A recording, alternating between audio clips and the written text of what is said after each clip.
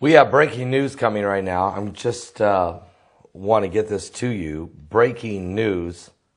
Hi, Captain Ron. Is there any static there? If not, let me know, okay? Let me know, please. Yes or no? We have breaking news coming in. China must know war is coming. We have got information that China has ordered all of their Chinese companies, all of the Chinese companies in North Korea to close. This is phenomenal information. It's actually stunning information, to be quite honest with you. And thank you guys for all tuning in. I wanted to bring this to you because we've been giving inside information. A couple weeks ago, I shared it with you that, first of all, L.A. Marzulli said that there would be war. The next war would be fought in North Korea. And that one of the alphabet soup agencies who came to visit him at the Hear the Watchman conference in Dallas, Texas in March told him this. Now, I've received information from word on the street that there is a war being planned and being prepared to be fought in North Korea, and it was going to take place after the Winter Olympics. Now, the Winter Olympics begin in February of 2018.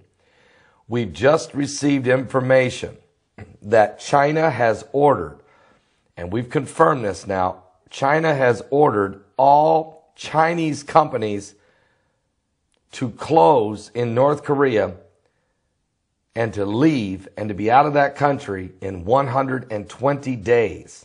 That's 120 days. That would be October, November, December, January. All right? So China's basically giving their they got to get their businesses out of there. They know what is coming, apparently, and this really looks like the winds of war. I've got a report here. Beijing orders all North Korean businesses to close, talking about Chinese-owned businesses in North Korea. In the latest sign that China is moving to dramatically limit its exposure to the reclusive hermit neighbor and longtime economic dependent, Chinese authorities today ordered all North Korean firms to stop doing business in the world's second largest economy with China, fulfilling Beijing's obligations according to the latest round of UN security sanctions, which passed 2 weeks ago. So this is a two-step move. China is going to pull all of their businesses out of North Korea and completely get out of there. And they're telling all North Korean businesses to pack up and go back home. Folks, people do this when there's war on the horizon. The order comes just days after President Donald Trump revealed that the People's Bank of China had asked the country's banks to sever their business ties with North Korea. Specifically, they've ordered to stop providing financial services to North Korean customers and to wind down the existing loans, severing one of North Korea's most reliable connections to the global financial system. It was reported that the banks were warned that continuing to do transactions with North Korean businesses could result in embarrassment and economic losses. And this is according to Russia Today. Meanwhile, today, back on Tuesday, the United States announced sanctions against 8 North Korean banks and 26 different individuals. The new punitive measures followed President Trump's executive order targeting North Korean access to the international banking system. Perhaps the intensifying economic desperation in the isolated country has helped push more young men and women to volunteer for their country's army. According to the official propaganda, nearly 5 million North Koreans have volunteered to be in the army over the past week. Now, I'm going to give you a couple reasonings for that. It's not just because they're ready to go fight the United States or anyone else. It's because they're starving. They're hungry. There's no economic plan.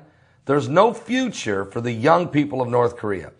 And if you go serve in the army, then you can go ahead and rob the corn and rob the farms that are in anywhere near where you are stationed. You've been given authorization to do that, according to reports, because they don't have enough food to feed the army.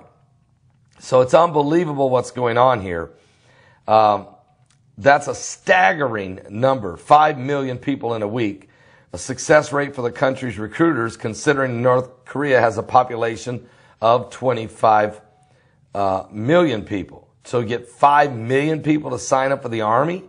China's President Xi Jinping has sought to soothe President Trump's doubts about Beijing's commitment to to creating a nuclear-free North Korea, though the Chinese government has continued to advocate for talks between the two countries that could eventually lead to a peaceful settlement.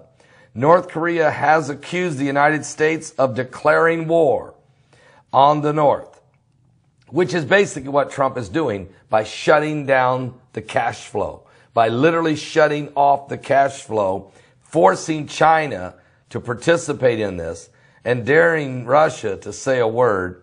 What Trump has done is put North Korea on absolute notice that if you want to continue this fight, this verbal onslaught, this detonating of nuclear bombs, this firing of missiles over the heads of the Japanese, if you want to continue this saber rattling, you will do it with an empty stomach. And if you want to go to war, we're more than ready to go. That is the word. That is the message. There's no more payoffs, no more ransom, no more of the United States paying you to be good. That's over. This isn't Bill Clinton in the White House. This isn't George W. Bush in the White House. This isn't Barack Obama in the White House. This is President Donald J. Trump. And he doesn't do business that way. And this is a whole new game. And the global elitists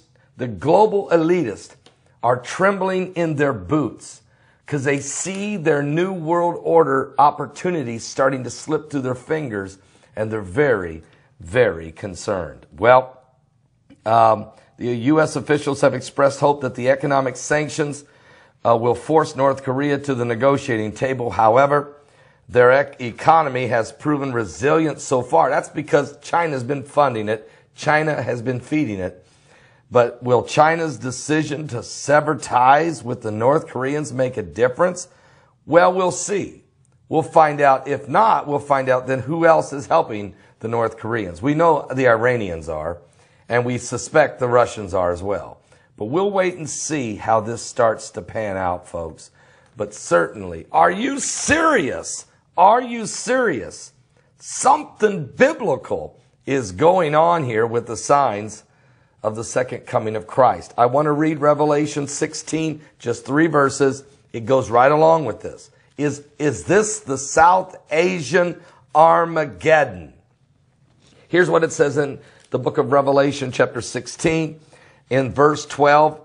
And the sixth angel poured out his vial upon the great river Euphrates, and the water thereof was dried up. Now, first of all, I don't know why this is so important, the geographical location and the fact that the Euphrates River dries up, other than to allow the Chinese to come over top that if they decided to invade Israel down the road.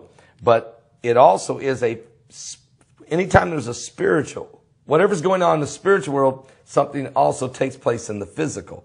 Check it out. So he tells us in this revelation that the river Euphrates would dry up. Right now, in the last 8 years, the river Euphrates has dried up 80%. You can go look at the Google map from 8 years ago. Look at it now. It will blow your mind. Now, then it says, the Euphrates water will dry up, that the way of the kings of the east might be prepared.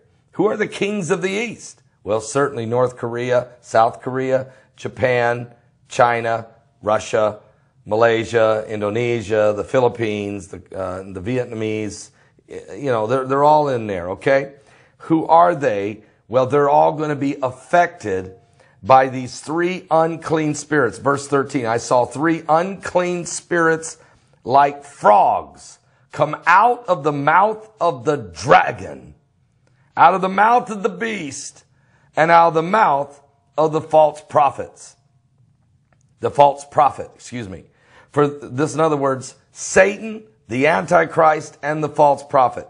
For they are the spirits of devils working miracles which go forth unto the kings of the earth. So it's not just affecting those in South Asia or in the East, but all of the leaders of the world will be inundated with these demonic spirits. And they are the spirits of devils working miracles. They go forth unto the kings of the earth and of the whole world to gather them to the battle of that great day of God Almighty. Well, what day is that? Well, in verse 16, and he gathered them together into a place called in the Hebrew tongue Armageddon. Well, that, of course, is in Israel at the foothill of the mountain of Megiddo. But Jesus did say one thing in the verse before that.